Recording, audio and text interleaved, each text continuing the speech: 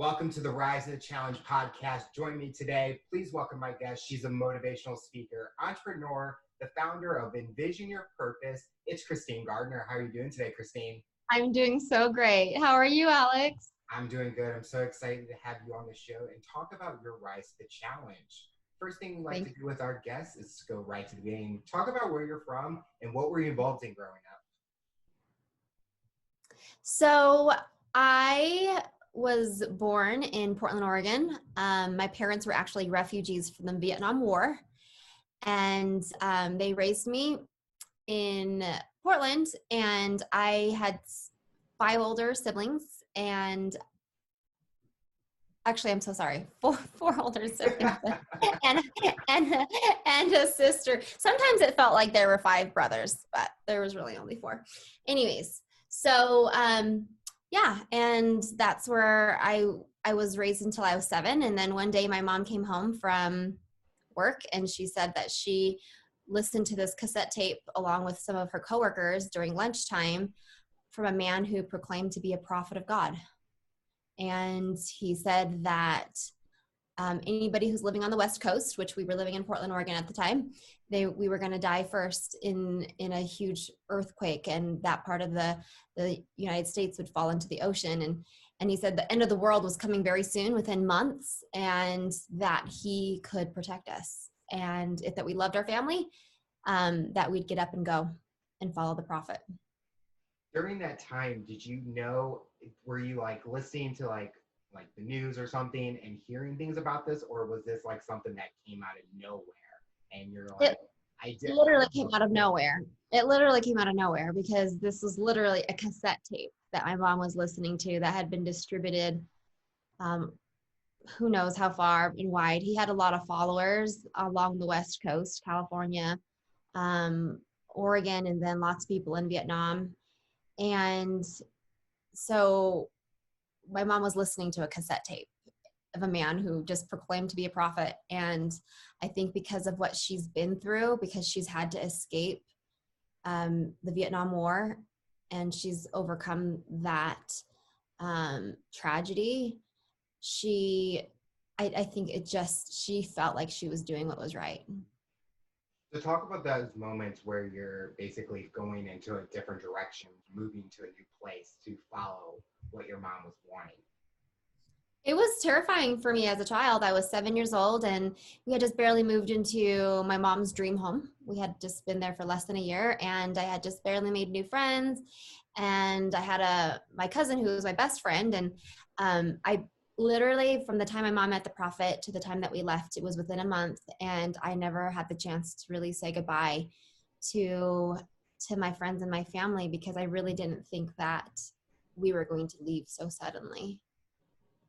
Did you kind of think that you didn't really have a childhood then, because you're basically leaving everything behind? Yeah, my childhood was very tumultuous, because as soon as my mom came home with that news that she wanted to go follow the prophet, my dad was like, dude, I don't want to have anything to do with this. This is like Waco, Texas. And truly Waco, Texas was happening about the same time. Wow. And he's like, I'm going to kill these people. Like, how dare they come into my life and tear apart my family? And, but because my dad didn't believe, he was exiled from the group. And later on, my brothers were too. And so I went from having 4 older siblings to me being the oldest in our home. And then my little sister, who was 3 at the time, and I was 7. And then there was my mom. So we went from a family of 8 to a family of 3. So it was very unsettling. Did you have to feel like you were being the one that has to take care of your siblings now, or was your mom still being that mom figure for you?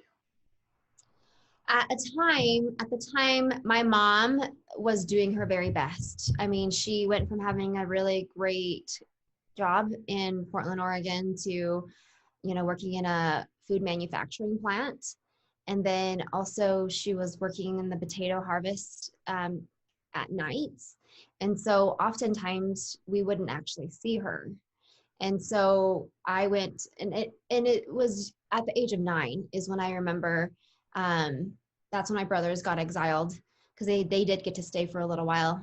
And then at the age of 9 is when it was just me and my little sister. And so I was scrambling to figure out, how do I keep this 5-year-old alive, you know? Were you going to school, or was it everything like homeschooled during that Oh, time? so I got to go to school until I was a freshman in high school. And my freshman year is when they decided that they didn't want me going to school anymore because I really was a threat to their secret society. They had always told me never to make friends, never to talk about what we believed in. But for me, when I left the house, it was like this freedom that I never had at home, you know, to talk about things that were not scary. Um, and so I loved making friends, and I've always been very social. And so when they recognized that about me, they're like, yeah, we got to pull her out of school. So me and my sister were no longer able to go to school, and we were literally locked in the house. They would deadbolt the door from the outside when my mom went to work. So when you were going to school, were you having to not say anything about what you were going through, or were you Yeah. able to tell people and see could they help you in a way? No, I was not allowed to talk about it. Was that hard as a person living through that and not being able to talk about it or try to give hints to help maybe escape at all? Oh, yeah, it was, can't even find the word to describe how limiting that was for me, because the truth is I could never really become close to anybody. And even as a teenager, I mean, I wanted to have friends and I wanted to be able to escape this life, but I could never talk about it. And so yeah, it was very difficult. How did you keep a positive mindset during that time? Like to be able to take care of your siblings and stay alive any way possible? Man, that's such a great question. And you know, there's definitely times when I didn't even try to have a positive attitude. Um, I was very depressed at times. And I just remember there were times when I'd wake up in the morning and we would have a ritual where we'd get up and we'd go to another cult member's house, because we kind of lived in an area that there was a lot of cult members that lived in that area. So we would just walk over to their house and we'd pray. And I remember my friend's mom was always like, man, you must sleep way too much because your eyes are so puffy. But the truth is, I would cry myself to sleep because of how sad I was by the fact that I couldn't have contact with my dad, my brothers, and the life that we lived was so restricting and depressing. So there's definitely times when I didn't keep a positive attitude. But also there were times when I had to, you know, like I had my little sister and I definitely tried to put on a good face for her, especially at times when it was extremely hard for her. Um, and you know what, I was scared of God because of who they taught me that he was, but still at the same time, I didn't feel alone because I knew he existed. Mm-hmm. Were there other kids maybe going through that? I mean, I don't know the situation, but like other kids in that cult that maybe you could be able to talk to, but because you guys are going through similar things, or did they basically isolate you? Because you No, so yeah. there were other kids that were there too. So the first year that we were homeschooled, the other kids were homeschooled too. And then the second year, they actually let them go back. And then but they still kept me and my sister in isolation. So it was so interesting because when people are like talking at you instead of talking with you, I feel like the things that they were like instilling in us sometimes weren't being absorbed very well by some of the other kids. They just knew that they were living a horrific life, but they didn't understand it. Mm-hmm. And there were so many things that I didn't truly understand either. They were literally talking at me and you know, shoving this information down my throat. But so it was, and it was so horrifying, the things that they were saying, that we never really wanted to talk about it anyways. So no, as kids, we didn't talk about it. So as the years went on, what were you trying to do to possibly break free from the group? Yeah, thanks for asking. So, um, well, there was one summer, well, it was actually before the summer happened, but um, I had been saving money. I had been saving like all the change that I could find because my sister and I had gotten punished for something that we didn't do. And it was just, it was so hard. It was so hard to be isolated in this home where we lived in darkness because they literally boarded up the windows of the apartment that we lived in because they said that at the end of times, like evil spirits could come into the home. And that was one way that we could potentially prevent it if we were pure. And so we literally lived in darkness, and they had dogs that were chained to our porch to keep people away. And so we literally lived in isolation, and I desperately wanted to be able to see my dad and my brothers. And so I started saving up money, and I knew a Greyhound ticket was approximately $46. I was 14 years old at the time, and I had been saving up change for months, change that I could find around the house. And I even stole, you know, a dollar bill here and there from my mom's purse. And finally, I had just about 40 bucks. And I never told my sister my plan because I didn't want her to worry. But finally, one day I was like, this is the day I have to leave. And I looked at my sister and I said, sis, I have to go. I'm going to go find dad. I know he can help us. And I'm going to come back for you. And I wanted to take her with me, but I didn't even have enough money for my own Greyhound ticket. But I knew that once I got to the bus stop, somebody would help me with the rest of the money that I needed. But that was seriously the hardest thing that I've ever had to do in my life, is to climb out that window. And they had one window in the apartment that they'd leave open because my sister and I would always complain and say, you know, we don't have a phone, because they wouldn't let us have a phone. I was like, what if we had a fire in the house and we can't even get out because you guys lock us in?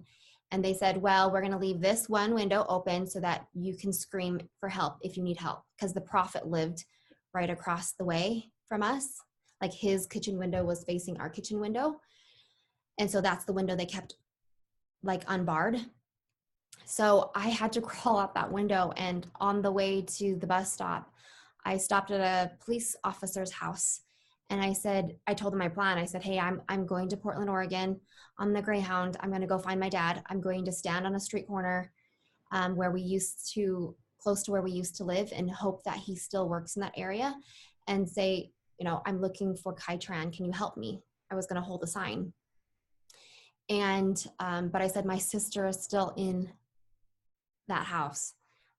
I need you to help her because I don't know when I'm going to be able to get back.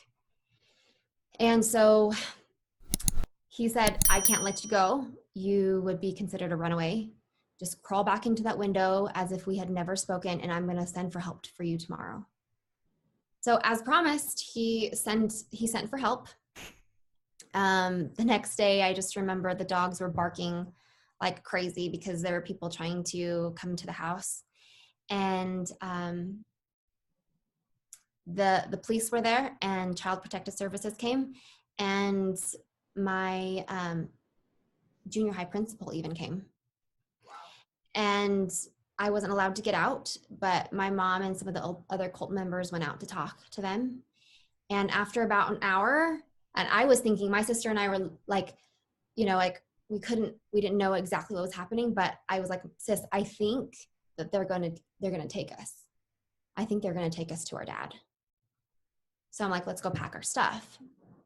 But my mom came back in the house after about an hour, and nothing changed.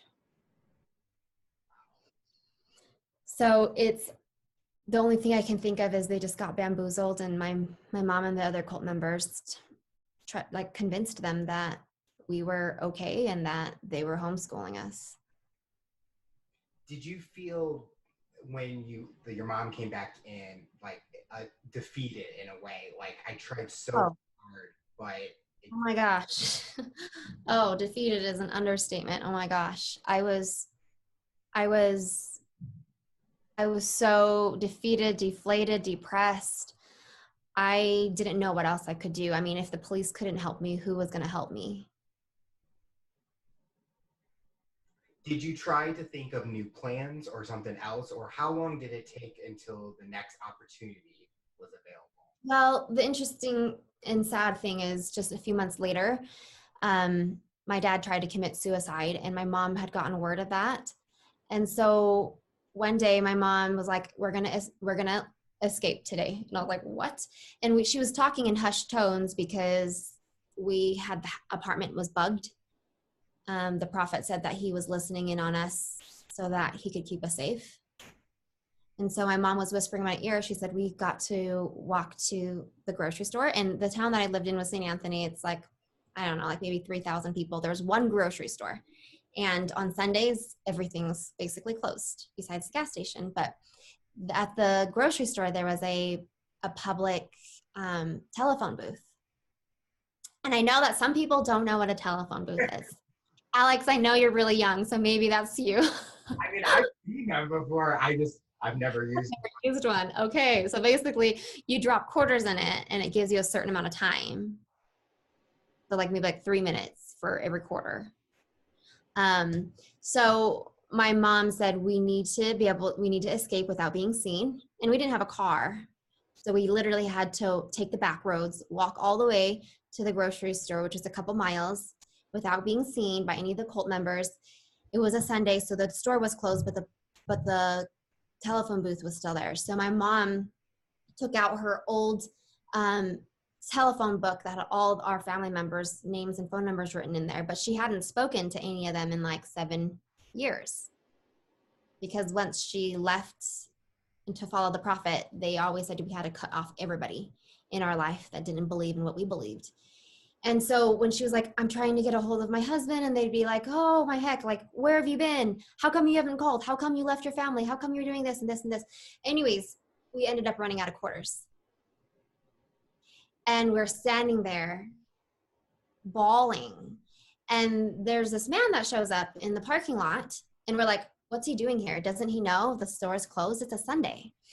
And he walks up and he goes to the vending machine to go get himself a soda. And he looks over at us. There's 3 of us, right? My mom, my little sister, and I, and we're just bawling. And he's like, can I help you? And my mom would not talk to him. My mom would not look at him because we were literally being like caught red-handed in a crime.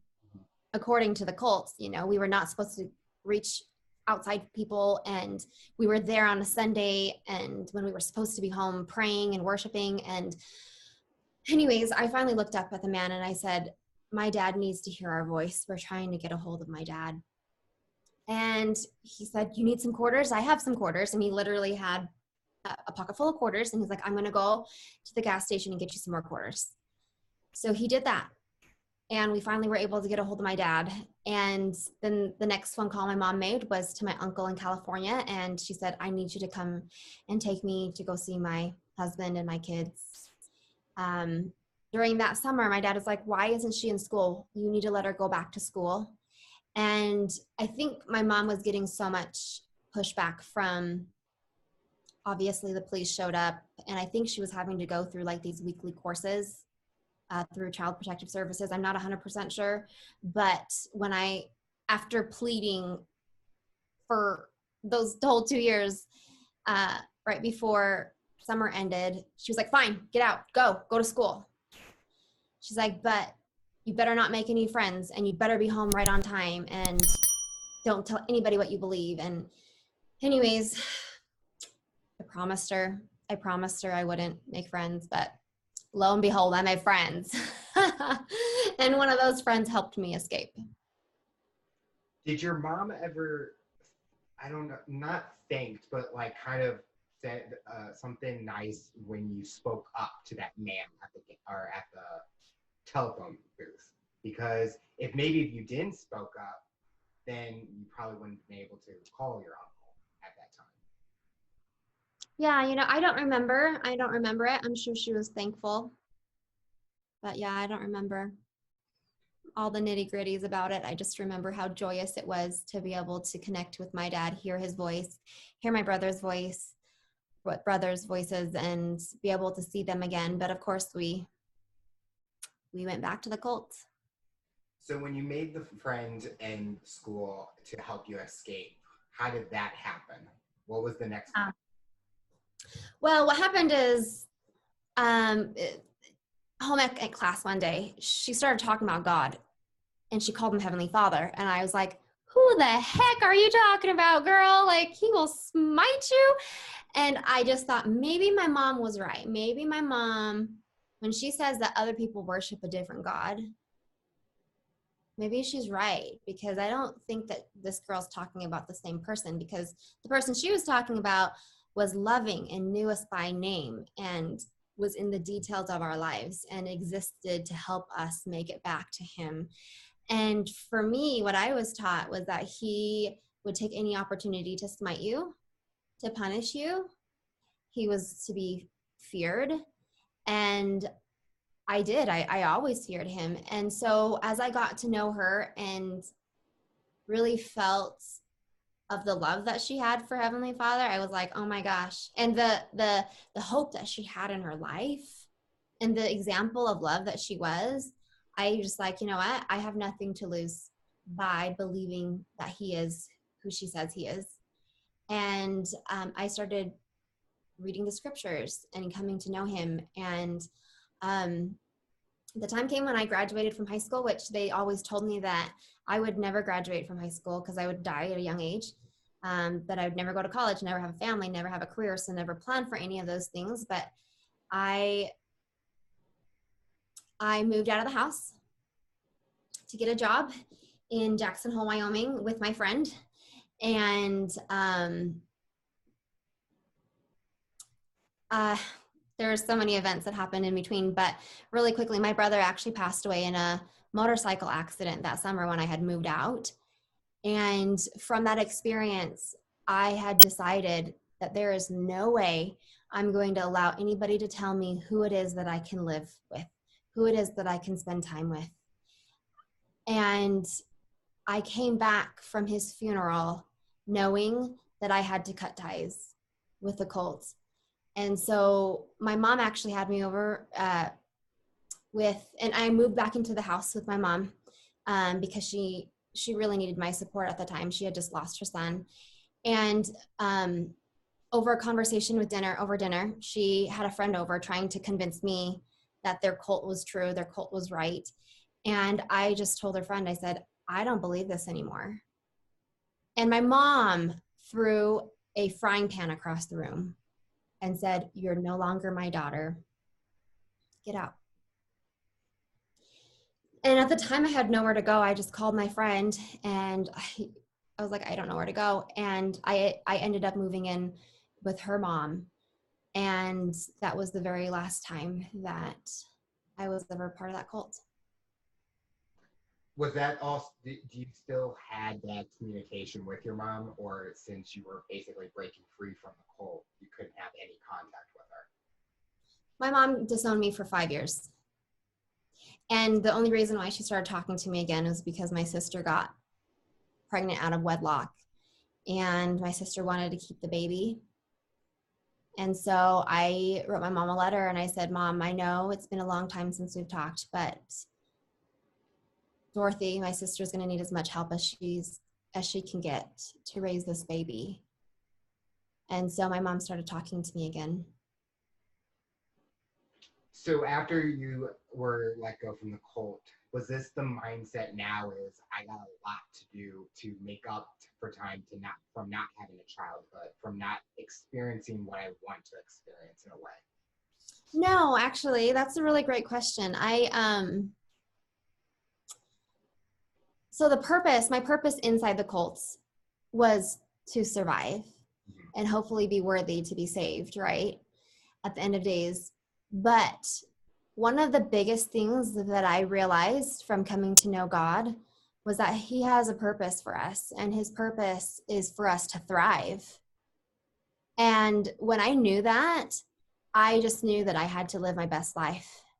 And I didn't feel like I needed to make up for any lost time. But I definitely enjoyed the new freedom that I had. I went to college and I met an incredible man.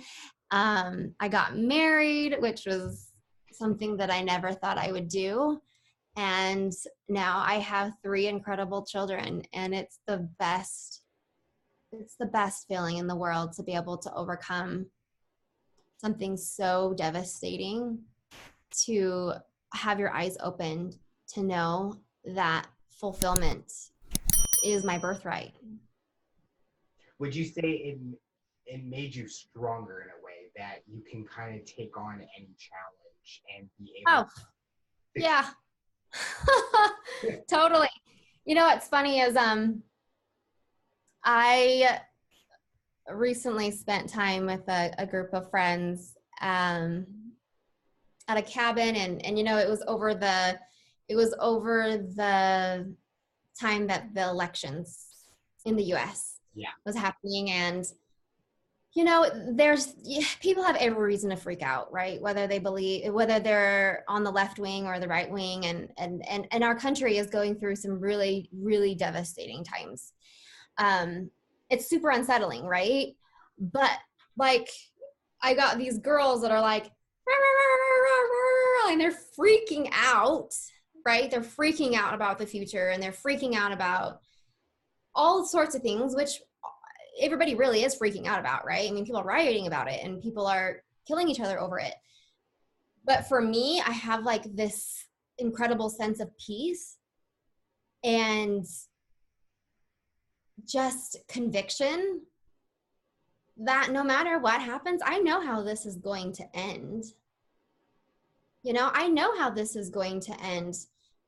And that confidence and that faith comes from Heavenly Father. And truly, I've been preparing for chaos since I was 7. I'm now 35. The fact that I'm even at this age is such a blessing to me. So yeah, there's lots of chaos happening out there. It's not as bad as I thought it was going to be. And it's come a lot later than I thought. So like for me, I'm in my jam right now. You know what I mean? Like I'm like in my prime of my life where I am enjoying such a fulfilling life through all of this chaos. Yeah. And it's because I've been through chaos. This is not chaos compared to what I've been through. It's kind of like when you're saying that the small things that, or not the small things, but the things that are going on isn't going to stop you. Because like you mentioned earlier, someone told you that you weren't going to graduate high school, you weren't going to graduate college, you weren't going to have a family, you weren't going to have a career, and you are kind of proving them wrong, and you're focusing on what's kind of best for you and your family nowadays. Yeah, I'm living my life by design, which is what everybody, I believe, should be doing, right? They should be living on purpose with a purpose. And that has been the biggest, like, northern star in my life, is knowing that I have a purpose. And my purpose changes as I change. And whatever's happening in the world, all that chaos, that's not going to change the fact that I'm going to wake up in the morning and I'm going to know why it is that I exist. You know, why it is that I have been given these talents, these trials, these experiences so that I can thrive and I can help other people do the same. Yeah. So going to college, what were you wanting to pursue? Well, I started off in healthcare. Okay. And I think like most all kids, it seems like, especially if you come from a family who was destitute like mine was, like, you know, coming from the Vietnam War, they brought me to this country to live in a land of freedom and opportunity. And so my dad was always like, why you not become a doctor? Why you not be a lawyer? You know, like a doctor and a lawyer was like the only options, right? So I tried to go into healthcare thinking, okay, I'm going to start maybe as a nurse and then work my way up. But the truth is I hated that. It's just like I don't like blood, and I'm not meant for that life. And then I went into psychology thinking that I can help people mentally because I have been through such mental trials, but I realized that there was a possibility that my life would never be in order enough to help somebody else. And so, and because I had been disowned from my mother and I was having nightmares about my past, and I was like, wow, I can't help other people if I can't help myself. And then I went to school for secondary education so that I could teach kids about child development and food science and meal prep and teen living, all the things that I wish I could have indulged in as a kid, but never got to. So anyways, I went to school for that, but I never used my degree. Not sad? Kind of sad, but kind of not.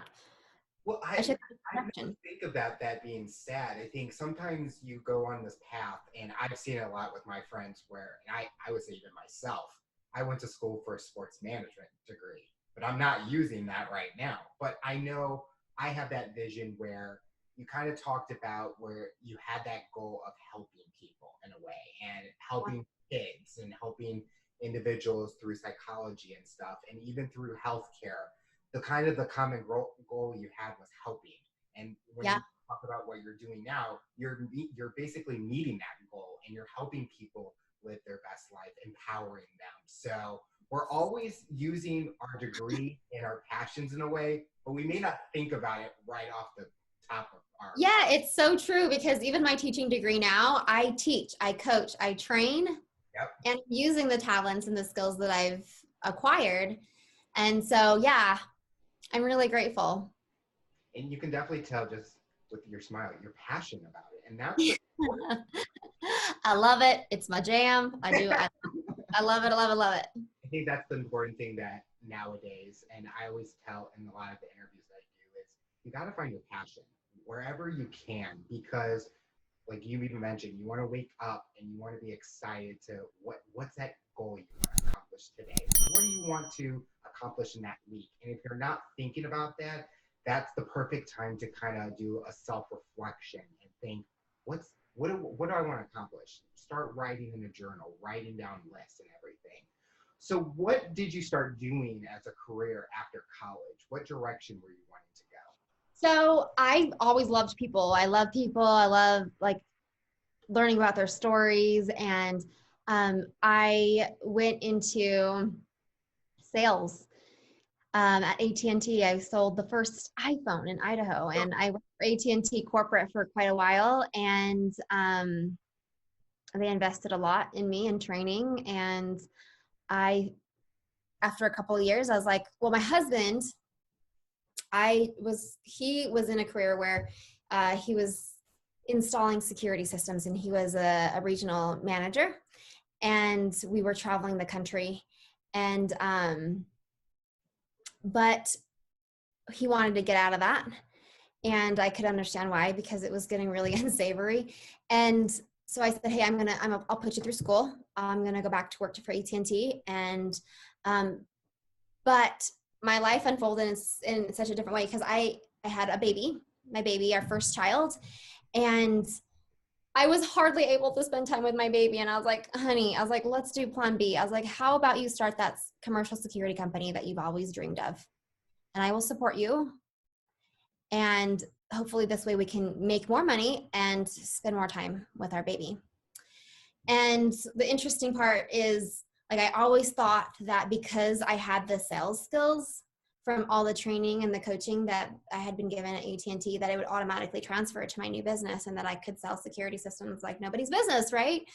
But the truth is, like, when you're starting your own business, you're wearing all these hats.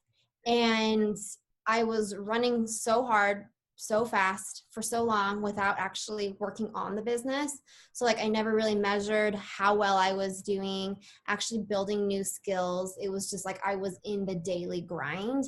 After 3 years of working myself to the bone, our accountant sat us down and said, you guys are making less than minimum wage. You guys have been making less than minimum wage for the last 3 years. You have two choices. You either shut your doors and get regular paying jobs, and you'll work a lot less hours, or you figure out how to make this profitable. And I was like, oh my gosh, what do you think I've been doing? I've been trying to make this business profitable. It was like a slap in the face, but it was the slap in the face that I really needed, because I was not doing what it is that I needed to do to make the business successful. I had clients that relied on me, employees, and my own family. And I was dropping my kid off at daycare every day and just feeling so guilty. I had this insane mommy guilt. My heart would break knowing that, hey, there's a good chance I'm hardly going to make any money today. I don't even know if I'm going to be able to pay the daycare bill. But when my accountant gave me that news and was like, you know what, you guys, something needs to change right away, I looked at my husband from across the table and I was like, there is no way that our marriage can survive a business failure. Like, we are barely making it as it is. Like, we were basically strangers living in the same home, like roommates. We had allowed all of the stress from fighting about money, how we're going to manage, the money, how we're going to manage our clients, how we're going to spend time with our family, to eat up at the love that we had. And we were just on the verge of divorce. And so I knew, though, that our marriage could not survive a business failure. And I said, what do I need to do? What do I need to change? And from there, I knew I needed to step back. I needed to get a coach.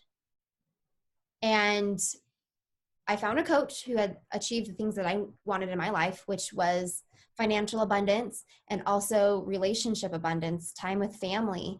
And so I got a coach. I met with him weekly. And over time, over the next 4 years, I was finally able to break free from making less than a minimum wage to finally breaking the 6-figure mark, which was a huge deal for us.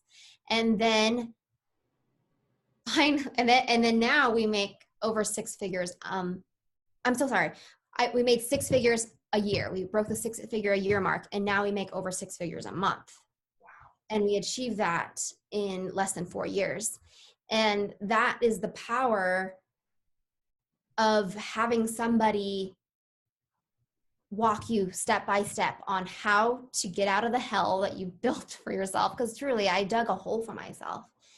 And he helped me utilize my skills and my talents to the best of my abilities and build an incredibly successful business and spend more time with my family and have better health. There was a time when I was actually bedridden from all of the stress, and I had this mystery illness, and it was insane, and my life was out of control. But I now live a life that I absolutely love. I'm so grateful for this life, and I just know that everybody deserves to have a fulfilling life. And I know that if people were waking up consistently, being excited about the lives that they live, the world would be such a better place. And so I'm on a mission. I'm on a mission to help people, to guide people to live a life of fulfillment. And so I've created a program called The 7 Habits of a Fulfilled Life, where it's a course, it's an online course, and then also online coaching, where I coach people to, number 1, identify their purpose, number 2, align their goals with their purpose, and then number 3, live their purpose. Because I know that's the elixir of life, of having a fulfilling life. When you're helping clients through your program, what's the most rewarding thing you see out of your clients?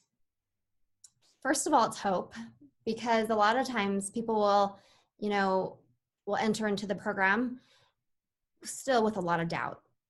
Like, can I really do this? Is this what I really need? And then as they're working through their program, they're like, oh my gosh, I can really do that. I can really live the life that I've dreamed of, that I want for myself and my family and those that I love. Like, first of all, it's hope. And then number 2 is the confidence to actually execute, because you can dream up whatever the heck you want, but the truth of the matter is you need to have a plan on how you're going to execute on that goal. And so that's one of the things that we do, is we create an execution plan, and I help them to stay accountable to executing on a weekly basis, and seeing them gain the confidence as they're hitting these milestones in their life is so incredibly rewarding. And I've seen people go from being, like, especially during COVID, right? They've lost their jobs. They're starting over in different careers. And I've seen people start over in a new career thinking that they could never do something like that, right? Because they're not professional enough, or they don't have the confidence, or they don't have the knowledge, or they don't have the college degree, whatever the case might be. And they're taking on things that they never could they never thought that they could do. It's And not, that's so incredible to me. have you used your personal experience with helping these clients be able to overcome the obstacles and rise to their challenge in a way? Oh, absolutely. This is why I have such conviction in the program, is because these are the steps that I took. These are the steps I took. It was never super organized the way it is today, but I look back at the adversity that I faced, you know, in living in a cult, escaping from the cult, you know, starting a business, failing miserably in the business, almost failing in my marriage, definitely failing as a mother, and using these steps to rebuild my life, to live by design, to live on purpose with a purpose. And so I'm helping people, and I know this works because I've done it. And not only have I done it, but a lot of the things that I'm teaching people in this course is things that I have learned over the last, you know, decade of studying and being a student of personal development.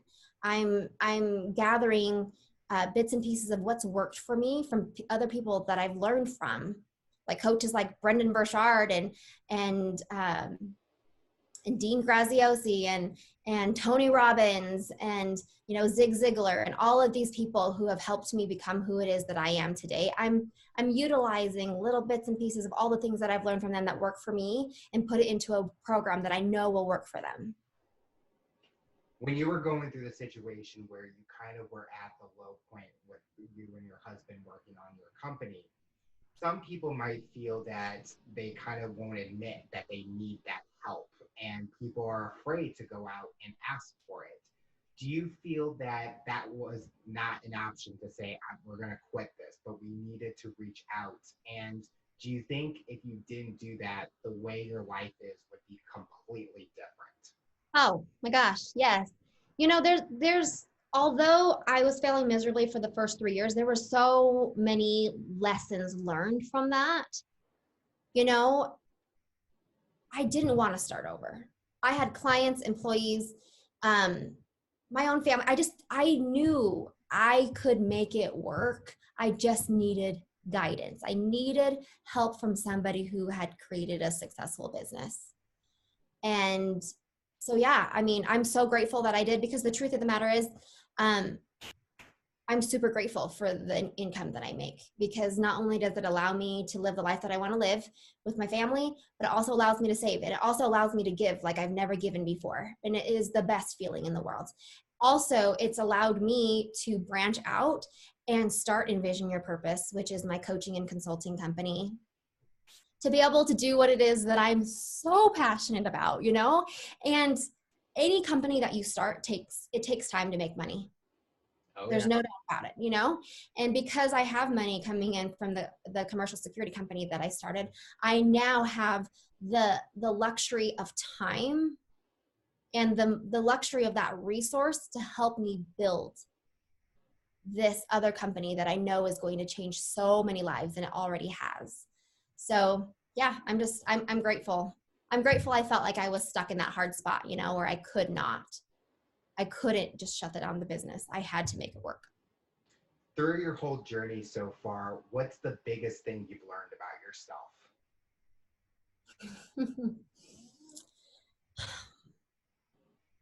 It's a really great question. We ask the tough questions here. The number one thing, I have a superpower, and that superpower is loving other people. And I've learned that through the hardships that I've been through during the time that I lived in the cult for those 10 years, because I have every reason to hate. I have every reason to hate the people that tore me away from my dad and my brothers, and tore up my mom's marriage, you know, and all the horrific things that happened to us. I have every reason to hate. But because I'm so grateful for this life that I live, and that I've had a chance to live a life outside of that cult, all I feel is love. You know, and when I first came out with my story about the cult, I was concerned about their safety and not wanting to expose them. That's not what this is about at all. because I've never exposed them. And there's times people are like, dude, you really need to tell other people, like expose them so that other people don't join. And that's definitely up to them. But for me, I know that my superpower is to love. I mean, I've never expected my mom to ever say sorry to me. I'm just going to continue to love her because I know that she was just trying to do her best. So that's the biggest thing I've learned about myself, is that I have a superpower, and it's loving people.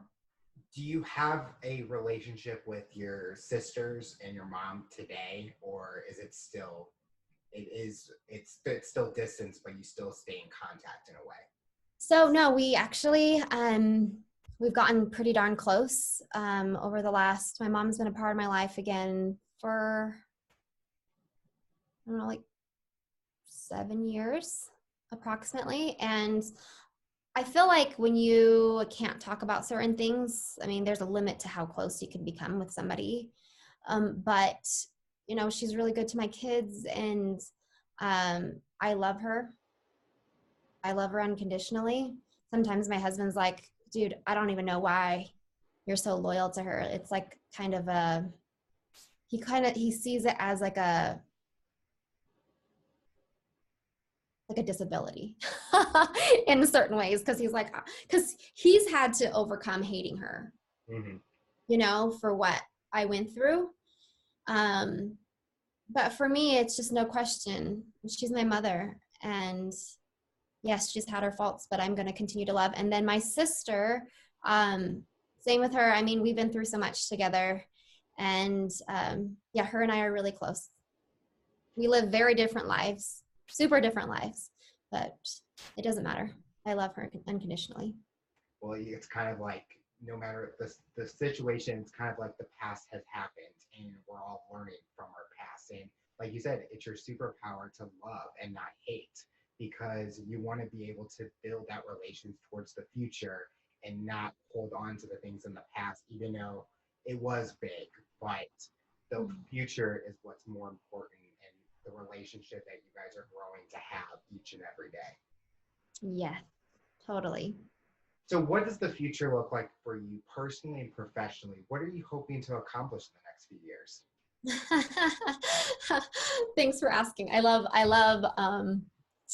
love the visionary part of me, and I do dream really, really big. So, you ready? I'm ready. You ready?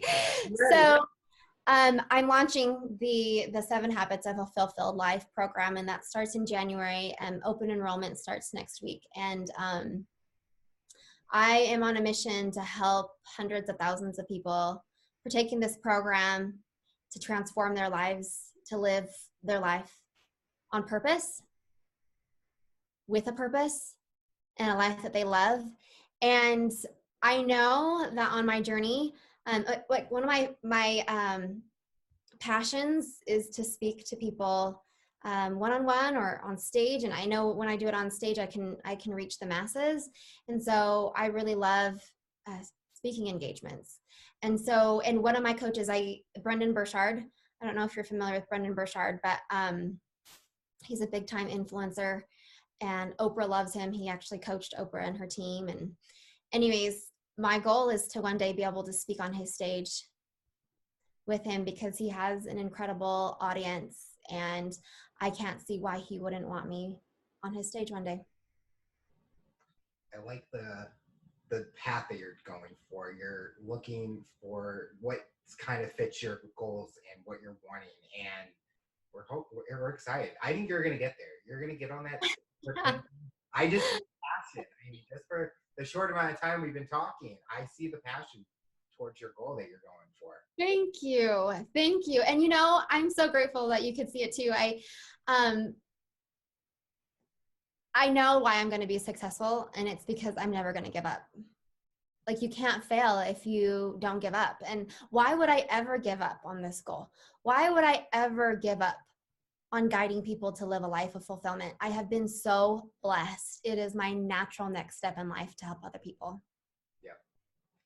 The final question I'll ask you is, for someone that's listening to this interview, based on your journey and experience, What tips or advice would you give them to overcome their obstacles, accomplish their goals, and rise to their challenge? So lovely. I love that question.